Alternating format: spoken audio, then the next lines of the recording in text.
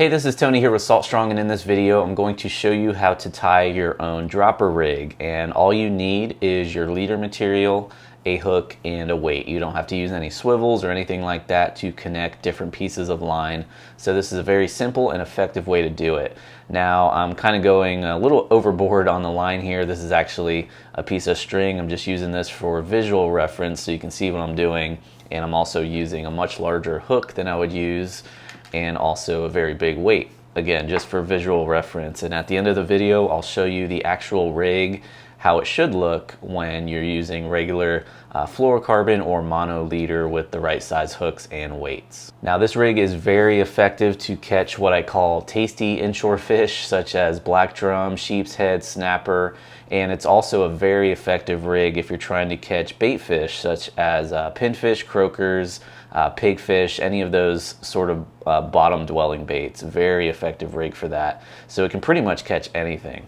So I'll go ahead and demonstrate how to tie this rig. First thing you want to do is form a loop with your line. So you're basically just running the line across itself or over itself like that to form a long loop. And I like to make this loop about 2 feet long, about 1.5 feet, 2 feet long. Once you have that formed, next you're going to pinch the line about, I'd say, 2/3 of the way up closest to the side that has the actual loop end on it, and then just pinch it right there. And what you're going to do is basically tie 3 or 4 overhand knots with this area right here.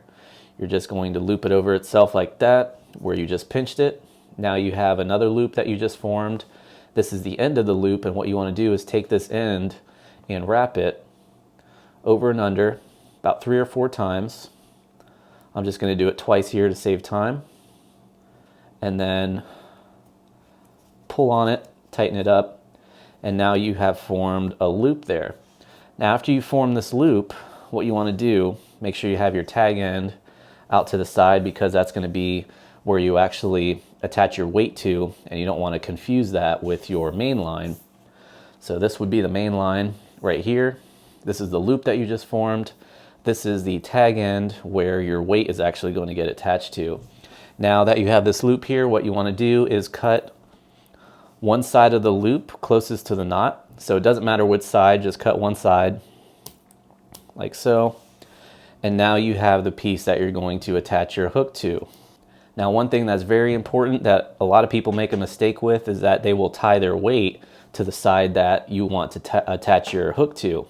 Now the way to determine which side you're going to attach your hook to, it's going to be the piece of line that is in line with the piece that goes to your main line.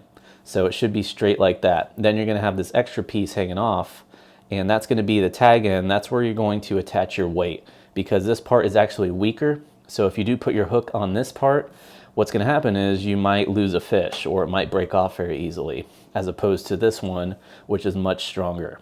So let's go ahead and finish up tying this rig.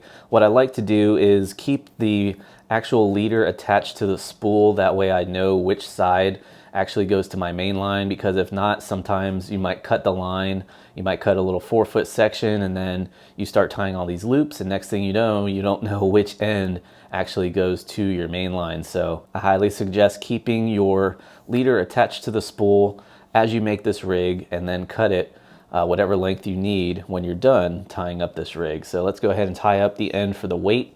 What I like to do is form another loop here, same way we did in the beginning. Just form a loop, then you're going to tie it over itself. Do a couple overhand knots here. You can actually just do one here. It's not that important to tie a bunch, like so. And now you have the section for your weight.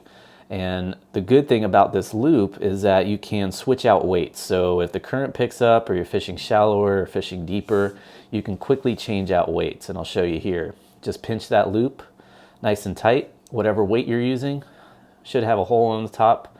These bank sinkers and pyramid sinkers are really good for this. You'll just push that loop through that hole, and then pull the loop over the weight, and then snug it down. Now you have a weight fixed to that rig.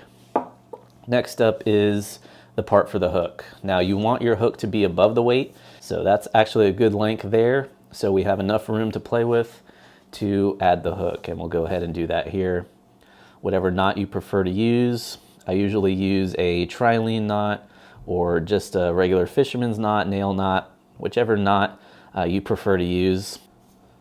So we'll just do a simple knot here, nothing too crazy, but again, use whichever knot you prefer using just to attach that hook on there. So here is the rig all said and done. You have your weight at the bottom, you have your hook above the weight, kind of just hanging out there. And this is really good for sensitivity because of that weight being attached basically directly to your main line, so you can feel a lot more of the bites, as opposed to having the hook below the weight where all the bites are actually getting absorbed by the weight and you can't feel them as much. Now, just to show this as an example, actually rigged up on leader material here, you can see same thing, have the weight below the hook, hook is up top, and I'm using a pretty small hook. This is a 1/0 live bait hook, actually a small octopus hook, and this is a 2-ounce bank sinker. I like to go with these heavier weights, just makes it easier to get it down to the bottom, especially in pretty strong current. So that will wrap up this video. If you have any questions or comments, please feel free to leave them down below. Also, we'd like to know your feedback. If you have actually used this rig before, let us know how you did. So thanks for watching. Until next time, I will see you on the next video. There's something about the water that'll give you peace, all by yourself or with your family. Live salt strong and wear the line today.